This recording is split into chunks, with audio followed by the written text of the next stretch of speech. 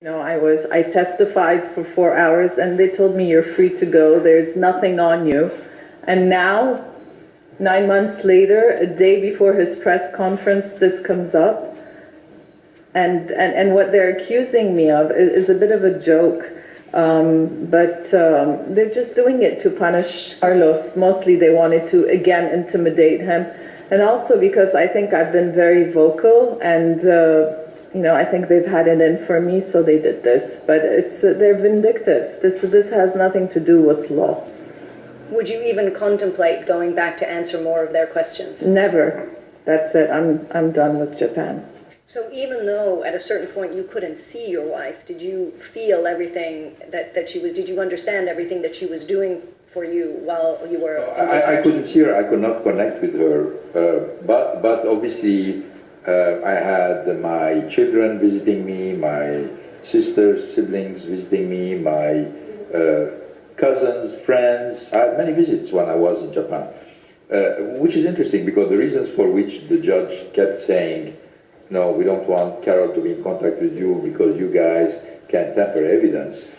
Well, we say, well, I can tamper. If I want to tamper evidence, I could tamper evidence with, anybody who is visiting me.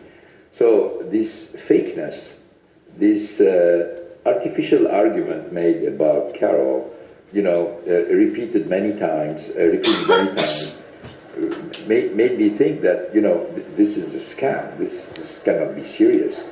To come and say something so, frankly, obviously stupid, and use it repeatedly as an argument to refuse to eliminate the ban, because obviously I could, if I wanted, tamper evidence or contact witnesses with anybody else visiting me. So this is where you discover that they're after you. They want you to confess, they want to break you, they want to put you in a situation where life is miserable, and they were successful. Because obviously when you're in a situation like this, you want your partner with you. And so how long did it take you to mount this incredible escape? Not a lot of time. How many phone calls? No, I'm not going to tell you. I'm not going to go into the detail of the escape, but I want to tell you, a lot of people say, oh, it takes many months and hundreds of people and a lot of money. Wrong. You wouldn't believe the number of people who are involved, very small. The amount of money spent is very reasonable, and it was fast planning, fast acting, and thanks God, fast liberation. No, but you can have a picture of many boxes, but you don't have a picture of me in a box. This is the proof. Yeah. You can take a photo of any box.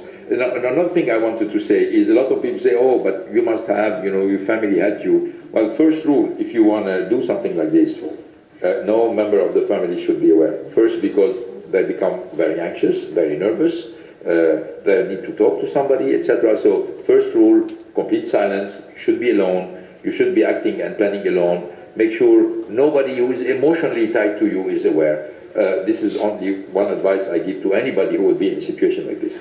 So, Ms. Ghosn, you had no idea? No. If you had an idea, would you have told him to stop? Yes. Or to go ahead? No, I would have told him.